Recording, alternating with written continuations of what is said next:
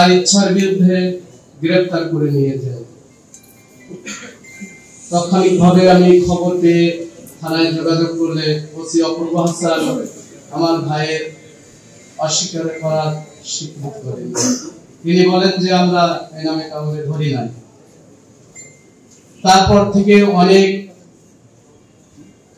বার আমরা থানায় গিয়েছি, আমার বড় ভাই, আমি, আমার বাবা। আমাদেরকে খুব গালাগালি করে থানায় জিডিও নিতে দেয় নাই, মারতে গিয়েও বের করে দিয়েছে গলা ধাক্কা দিতে দিতে। সেই থেকে আমার ভাইকে আজও পর্যন্ত আমরা খুঁজে পাই না। গতকালকে যখন আমি ফোন পেয়েছি যে ভাই আপনাকে ঢাকা আসতে হবে, আমার মা, আমার বাবার সাথে যখন আমরা বলি যে মা আমি ঢাকাতে যাব,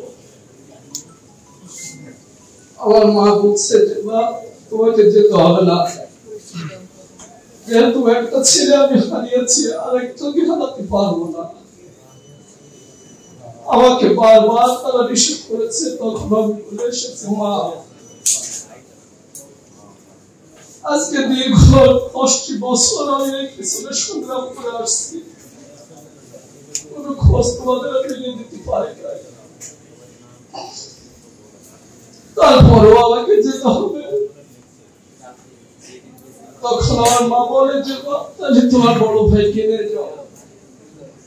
আমি বললাম যে কাউকে যাওয়া লাগবে না, আমার সাথে আমার সংগঠনের ভাইয়েরা থাকবে, যশোর জেলা সেক্রেটারি আছে এবং 2 জন ভাই যাদের পা কেটে দেওয়া হয়েছিল 2016 সালে 3 আগস্টে গুলির পরে, সে 2 ভাই থাকবে। তখন আমার মা বলে ঠিক আছে যাও, তাহলে আল্লাহর নাম নিয়ে। সেই থেকে পর্যন্ত এখনো আমি আমার ভাইকে খুঁজে পাই না।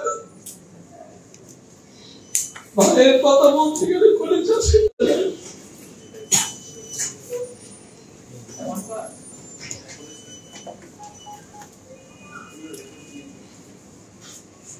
আমি মাননীয় উপদেষ্টার কাছে, প্রধান উপদেষ্টার কাছে আমি আবেদন করি যে পুলিশগুলো আমার ভাইকে গুম করেছে, সেই সব পুলিশ আজও কেন চাকরিকে বহাল আছে? আমার কাছে প্রত্যক্ষদর্শী সব প্রমাণ আছে, তাহলে কেন আমি সব বলে দিয়েছি, কেন তারা গ্রেফতার হয় না? আমি চাই তাদেরকে গ্রেফতার করে আমার ভাইকে খোঁজ দিতে এবং তাদেরকে শাস্তির আওতায় তাকে শাস্তি দেওয়া হোক। ওই সব পুলিশগুলো যাতে কোনোদিন কোন সময় কোন সরকারের আমলে যেন কেউ এইভাবে কাউকে গুম না করতে পারে, কোন দলীয় ক্যাডার হয়ে যেন কোন কারোর সাথে কাজ না করে। আমি আমার ভাইয়ের বিচার চাই। আর কথা এইভাবে আমরা রাস্তাতে দাঁড়িয়ে দাঁড়িয়ে কথা বলবো, কথা বলতে বলতে আর কথাই থাকবে না।